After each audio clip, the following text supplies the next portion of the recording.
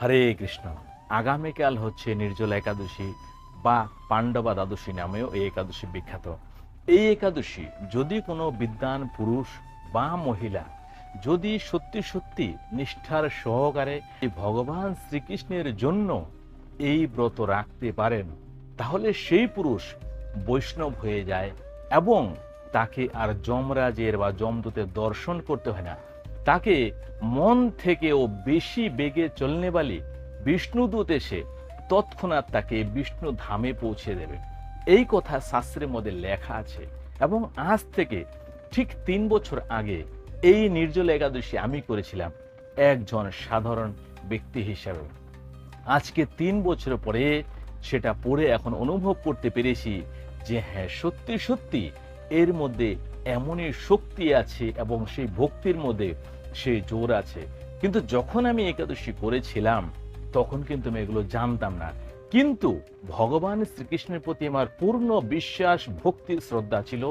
সেজন্যই আমি বলছিলাম যে আমি নির্জলা একাদশী পালন করব এবং সেই দিনই আমি গুরুদেবের কাছ থেকে দীক্ষিত হই এবং ভগবান শ্রীকৃষ্ণের কৃপার বলে আজকে আমি বুঝতে পেরেছি যে হ্যাঁ, আমিও ধীরে ধীরে বৈষ্ণবের দিকে আগাচ্ছি এবং সাধুগুরু বৈষ্ণবের কৃপা পাচ্ছি।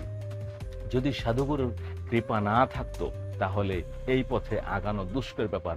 দ্বিতীয় কথা, যে আপনি কি করে এই প্রথম নির্জলা একাদশীটা পালন করবেন, এটা কিন্তু কোনো রকমই ভাবে সাধারণ লোকের পক্ষে একদমই সম্ভব না যে আপনি নির্জলা একাদশী পালন করবেন।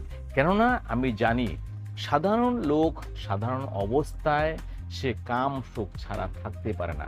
যদি আপনি 7 দিন আগেও কাম উপভোগ করে থাকেন তাহলেও আপনি খিদের জ্বালায় থাকতে পারবেন না।